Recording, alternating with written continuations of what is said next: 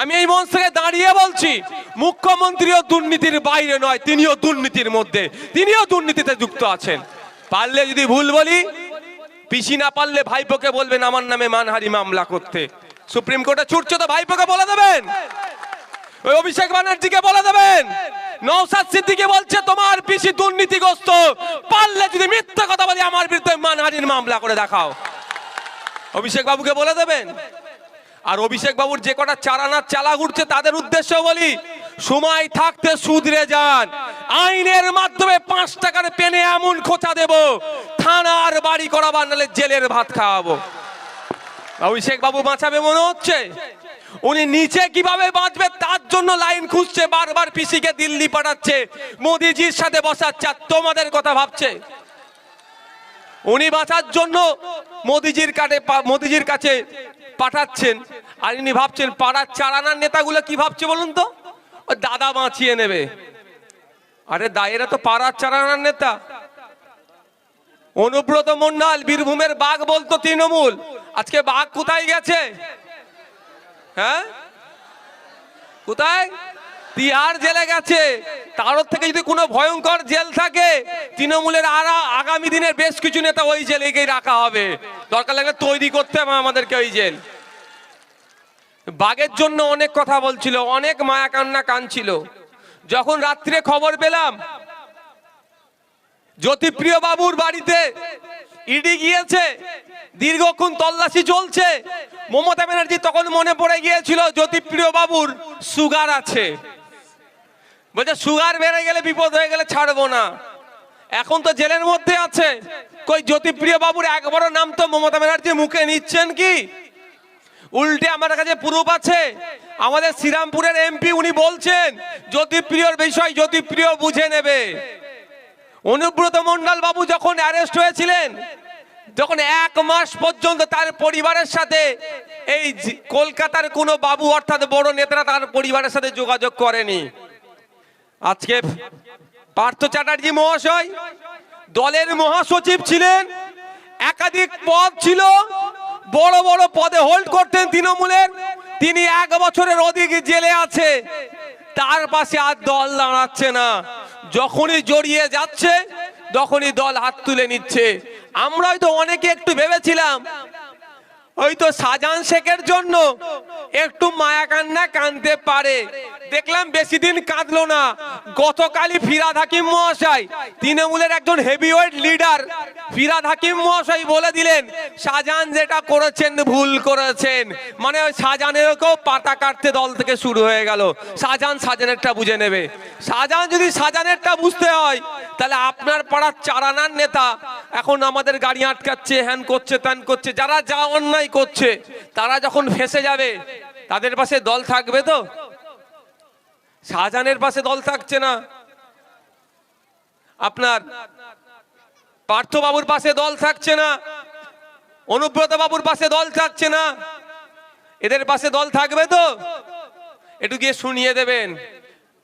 দুর্নীতি অপশাসন যেটা চলছে, যেখানেই তৃণমূল কংগ্রেস সেখানেই দুর্নীতিকে দেখতে পাচ্ছি, আর যেখানেই দুর্নীতি সেখানেই তৃণমূল কংগ্রেসের উপস্থিতি দেখতে পাচ্ছি। আর পিসি ভাইপোতে কেউ কোনো অংশে বাদ যাচ্ছে না, রেসারেসি করছে দুজনের মধ্যে, কে বড় আগে যেতে পারে আগে দেখ আমার না। মুখ্যমন্ত্রীর নিজের দপ্তর গ্রুপ ডি, মুখ্যমন্ত্রীর নিজের দপ্তরের মধ্যে পড়ে গ্রুপ ডি নিয়োগের ক্ষেত্রে দুর্নীতি হয়েছে, এ অভিযোগ উঠেছিল। কলকাতার রাজপথে মাতঙ্গিনী হাজরার মূর্তির পদতলে অবস্থান বিক্ষোভ হয়েছিল, আমি ওখানে গিয়ে উপস্থিত হয়েছিলাম। ওখানে গিয়ে একটা কথা বলেছিলাম, মুখ্যমন্ত্রীর নিজের দপ্তর যদি দুর্নীতি মুক্ত হয়, উনি প্রেস কনফারেন্স করে একটু বলুক যে গ্রুপ ডি এ যে নিয়োগ হয়েছে সেই নিয়োগে কোনো দুর্নীতি হয়নি। আজ 6 মাস 8 মাস হয়ে গেল, এখনো কিন্তু শুনতে পেলাম না যে মুখ্যমন্ত্রী এ বিষয়টা বলছেন যে তার দপ্তরে নিয়োগে কোনো দুর্নীতি হয়নি। কিন্তু ছোটখাটো বিষয়ে নওশাদ সিদ্দিকী গাড়ি চালাচ্ছে, বা নওশাদ সিদ্দিকীর ড্রাইভার গাড়ি চালাচ্ছে, নওশাদ সিদ্দিকীর ড্রাইভারকে চেপে দিচ্ছিল, সেটা উল্টো করে বলছে গাড়ি চালিয়ে লোককে মেরে দেবে, কথা মুখ্যমন্ত্রী বলতে পারছেন।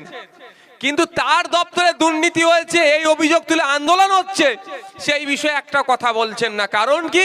তিনিও দুর্নীতির সাথে যুক্ত হয়ে গিয়েছেন।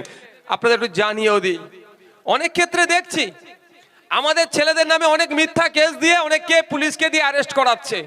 পুলিশের প্রতি আমার ব্যক্তিগত কোনো রাগ নেই ভাই, আমার কোনো পুলিশের প্রতি রাগ নেই, আগে জানিয়ে দিই আপনাদের।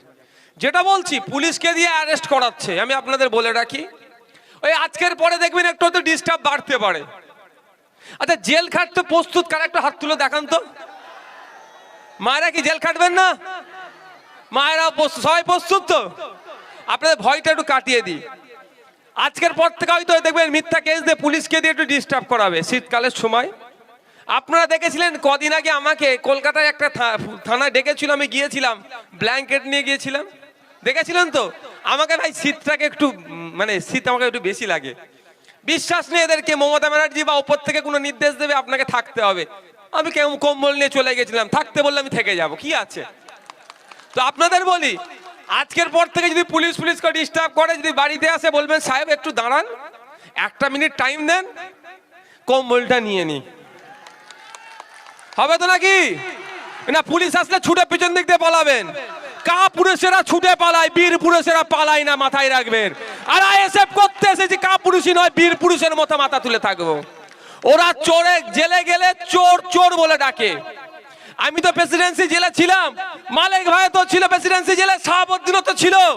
খোঁজ নিয়ে দেখুন, পার্থ বাবুকে বাইরে বার করতো না, এত চোর বলে ডাকতো। আর আমাদের নেতারা বাইরে ঘুরলে সবাই হাত মিলিয়ে যেত। জেলে গেলেও আমরা সম্মান পাবো, জেলে গেলেও আমরা সম্মান পাবো। তো একটা কম্বল নিয়ে বলবেন চলুন, আর ঘরের লোককে বলে দেবেন আমাদের যারা দায়িত্বশীল আছে আধার কার্ডের বা ভোটার কার্ডের জেরক্সটা পৌঁছে দিতে। আমি দায়িত্ব নিয়ে বলছি, আপনাদেরকে ডায়মন্ড হারবার কোর্টে তোলার আগে আমাদের লয়ার ডায়মন্ড হারবার কোর্টে হাজির থাকবে আপনাদের জন্য, মাথায় রাখবেন, মাথায় থাকবে যেন। ধরলাম ডায়মন্ড হারবার কোর্টে জামিন হলো না, আলিপুর কোর্ট তো নাকি, আলিপুর ডিস্ট্রিক্ট কোর্টে যাব, ধরে নিলাম ওখানেও জামিন হলো না, হাইকোর্টে গিয়ে জামিন করাবো, তাও ধরে নিচ্ছি হাইকোর্ট, হ্যালো, ধরে নিচ্ছে হাইকোর্টও হলো না, সুপ্রিম কোর্টে গিয়ে জামিন করিয়ে আমার ভাইকে মালা পরিয়ে বাড়িতে নিয়ে আসবো আমরা। আমাদের কর্মীদের আবেগই আমাদের কাছে বড়। কলকাতায় 1000 লোকের সমাবেশ করার পারমিশন দিয়েছিল, কিন্তু আমরা দেখলাম আমার কোন ভাইটাকে ছাড়বার, কোন ভাইটাকে ডাকবো। আমার কর্মীরা আবেগও যেরকম, জেলার নেতৃত্বদের আবেগকেও আমরা কোনোভাবে যেমন উপেক্ষা করতে পারি না, আমাদের কর্মীদের আবেগকেও আমরা উপেক্ষা করতে পারবো না। এবারও তো প্রায় 1005 আমার মায়েরা কলকাতা যাবে বলে প্রস্তুত নিয়েছিল, কোন মাকে আটকে বারণ করবার, কোন মাকে ডাকবো, সেই জন্য টোটালটা আমরা বন্ধ রেখেছিলাম। আমাদের কর্মীদের আবেগের কাছে আমরা পরাজিত হয়েছি, আর বারবার আপনাদের আবেগের কাছে আমরা পরাজিত হতেও প্রস্তুত আছি। আমি আপনাদের বলে রাখি, জামিন তো করাবো, জামিন করিয়ে কি ছেড়ে দেবো নাকি? কি মনে হচ্ছে ছেড়ে দেবো? মিথ্যা কেস কদিন চলবে? কদিন চলবে? 2 বছর, 4 বছর, খুব বেশি হলে 5 বছর। 5 বছর পরে কেস ডিসমিস। আমার যার নামে কেস দিয়েছে সে কি হবে? খালাস। তারপরে কি ছেড়ে দেবো নাকি? ওকে দিই যে না, যে দাদা দিদির কথা শুনে, অভিষেক ব্যানার্জি বা মমতা ব্যানার্জির কথা শুনে আমাদের ভাইদের নামে মিথ্যা কেস দিয়েছে, আমরা অভিষেক ব্যানার্জি মমতা ব্যানার্জিকে দেখবো না। যে আমার ভাইয়ের নামে মিথ্যা কেস দিয়েছে তার নামে মানহানির মামলা ঠুকবো। দুরকম হয়, একটা সিভিলে হয়, একটা ক্রিমিনালে হয়, একটা ক্ষতিপূরণ হয় আর একটা জরিমানা জেল হয়।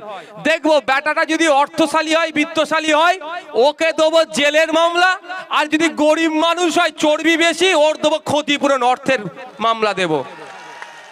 বুঝতে পারছেন তো? ও বড় লোক হলে ওকে জেল খাটাবো, আর ও গরিব হলে ওর উপর আমি কষান মানে টাকার ফাইন মারবো।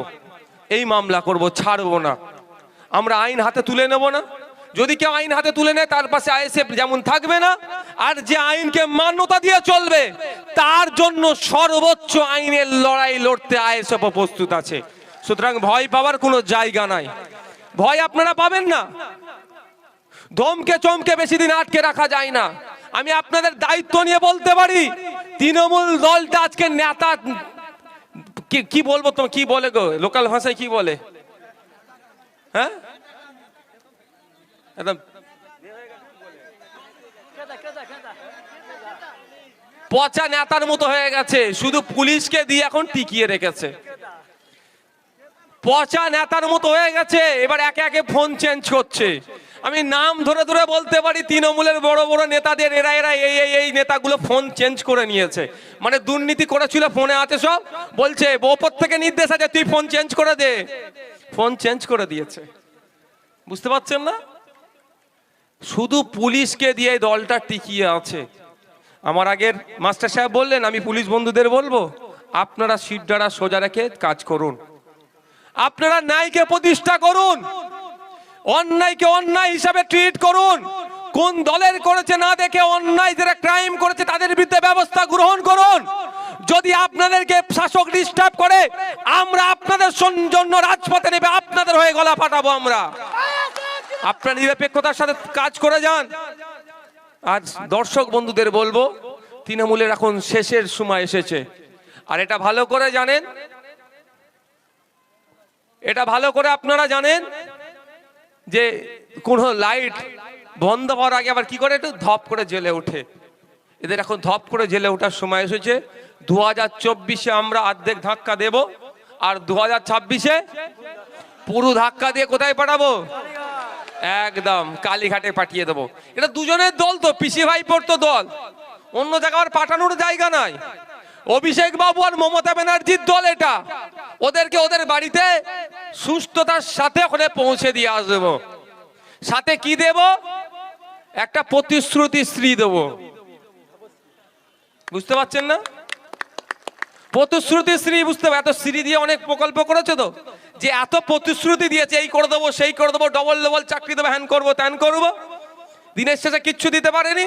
ওই জন্য স্পেশালি উনার একটা প্রতিশ্রুতি শ্রী দিয়ে বলবে, এবার আপনি একটু অবসর নেন, অনেক করেছেন, বাংলাটাকে 15 বছরে শেষ করলেন, এবার আমাদেরকে একটু কাজ করতে দেন। হবে তো নাকি ভাই? ভাবতে অবাক লাগছে, আমরা কোন রাজ্যে বসবাস করছি? মায়ের হাতে 500 ধরিয়ে দিচ্ছে, মায়ের যে সন্তানটা স্কুলে যাচ্ছে, পর্যাপ্ত পরিমাণে সেখানে শিক্ষার কোনো পরিকাঠামো নাই। একথাই যখন আমরা বলছি, তখনই আমাদের দেখে দেওয়ার চেষ্টা হচ্ছে। এই বাচ্চারা যারা এখানে আছেন, মায়েরা আছেন, বাড়িকে যদি বিশ্বাস নয় দেখে নেবেন আপনাদের ছেলের ভবিষ্যৎটা কোন জায়গায় গিয়ে দাঁড় করিয়েছে। ক্লাস 4-এর বাচ্চাকে ডেকে বলুন, ভাই 4-এর অঙ্কটা একটা করে দিতে বলুন, তো দেখবেন পারবে না। ক্লাস 4 ইংলিশে বানান বলতে বলুন, পারবে না। কারণ শিক্ষা ব্যবস্থাটাকে ধ্বংস করে দিয়েছে। এই বাচ্চারা যেখানে যাচ্ছে, প্রাইমারির কথা বলছে, যেখানে বুনিয়াদী শিক্ষা, যেখানে বেসটা তৈরি হয়, যেখানে মেন শিক্ষাটা যেখান থেকে আমরা পাবো, সেই জায়গাটাকে শেষ করে দিয়েছে। অভিষেক বাবুর মেয়ে তার প্রাইমারিতে পড়ছে না, ও কি বুঝবে এখানকার জ্বালাটা? ও তো চোত অন্য থেকে ওতেই ব্যস্ত হয়ে পড়েছে। পড়ছে তো আমার বাড়ির মেয়েটা, আমার বাড়ির সন্তানটা প্রাইমারিতে, জ্বালা ওই জন্য আমার বেশি লাগছে।